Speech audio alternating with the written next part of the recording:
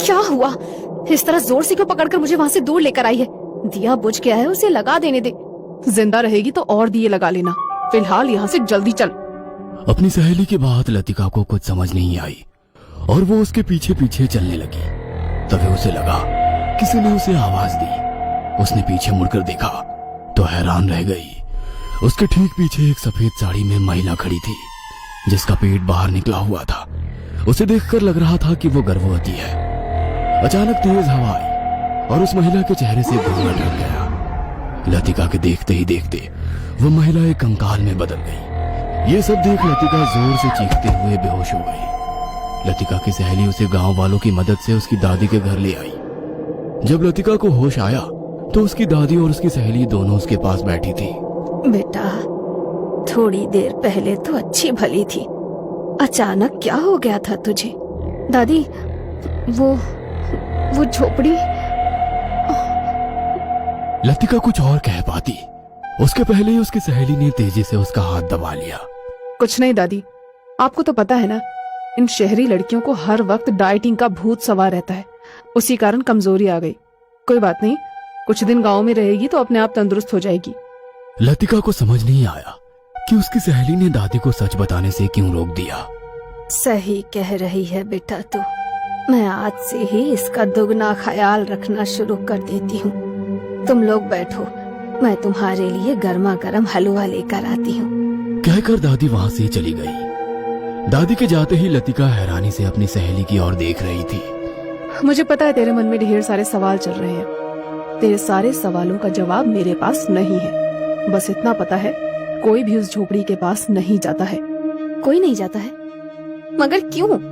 कोई तो कारण होगा। गांव के लोग एक कहानी सुनाते हैं, वही मुझे पता है। कहानी? कैसी कहानी? हाँ, आजादी के पहले का गांव।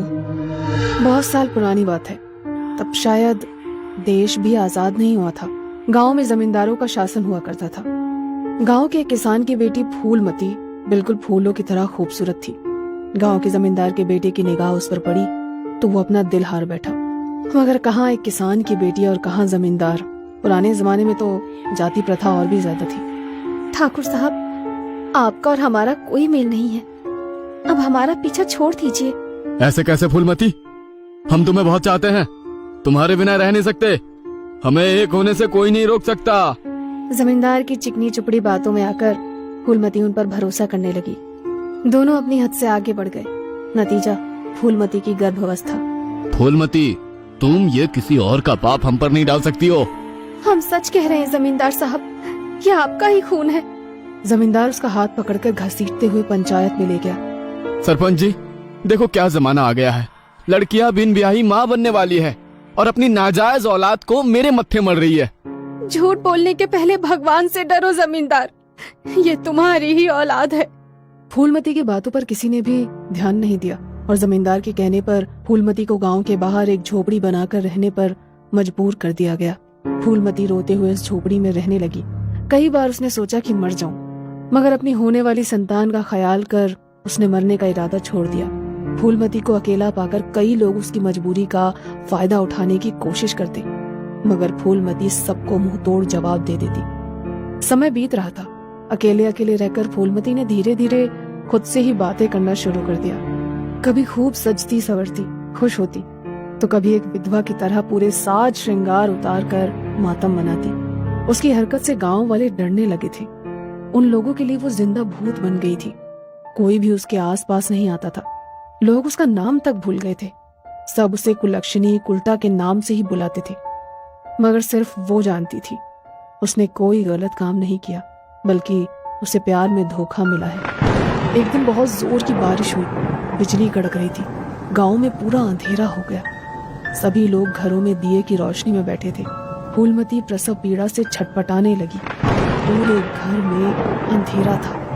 उसकी चीख सुनकर भी लोगों ने अनसुनी कर दी। बिना किसी की सहायता के फूलमती ने एक मरे हुए बच्चे को जन्म दिया। अपने बच्चे के खातिर फूलमती सारी तकलीफ सहन कर रही थी।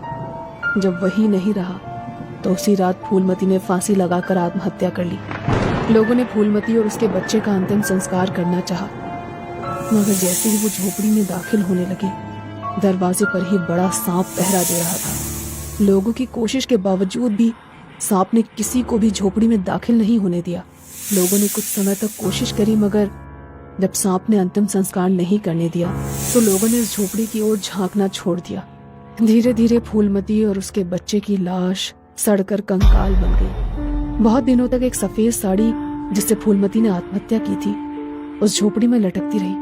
पहले वो सफेद साड़ी लोगों को फूलमती के होने का एहसास कराती थी, मगर कुछ दिनों के बाद सच में लोगों को फूलमती की आत्मा नजर आने लगी। वो कभी छोटे बच्चे को गोद में लिए होती तो कभी गर्भवती के रूप में। फूलमती को मरे हुए कुछ ही समय हुआ था कि जमींदार की हवेली में एक रात जोर जोर से चीखने की आवाज आने लगी। गांव के कुछ लोग तुरंत हवेली पहुंचे तो वहां का नजारा देखकर हैरान रह गए। एक तरफ जमींदार और उसका परिवार एक कोने में खड़ा था, वहीं दूसरी ओर हवा में उड़ती हुई फूलमती की आत्मा। छोड़ दो मुझे और मेरे परिवार को, चली जाओ यहाँ से। छोड़ दूं तुझे, तेरे परिवार को? तूने जो मेरे साथ किया है उसके लिए तुझे सजा जरूर मिलेगी। हाँ। फूलमती, उससे गलती हो गई, भूल जाओ, उसे माफ कर दो बेटा। जमींदार की माँ के कहने पर फूलमती को गुस्सा आ गया और उसने अपना हाथ घुमाया। जमींदार की माँ हवा में उड़ने लगी। तुम्हारे बेटे ने जो मेरे साथ किया वो तो कोई किसी दुश्मन के साथ भी ना करे। अपने बच्चे को नहीं अपनाना था तो ना अपनाता, मगर इस तरह मुझे सरेआम बेइज्जत क्यों किया? उसके कारण मैं अपने घर परिवार से दूर हो गई। मैं सबके सामने कबूल करता हूँ कि तुम्हारी कोख में मेरा ही बच्चा था। मैंने प्यार और शादी का ढोंग किया था। अब मेरी माँ को छोड़ दो। गांव के लोग जमींदार की बातें सुन रहे थे।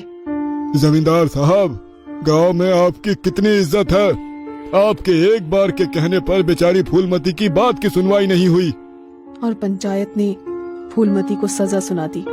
फूलमती बेटा, मैं भी तेरा गुनहगार हूँ, मुझे भी सजा दे। आप लोगों की गलती की सजा मेरी होने वाली संतान और मुझे मिली है। हमारी जिंदगी में हमेशा के लिए अंधेरा हो गया।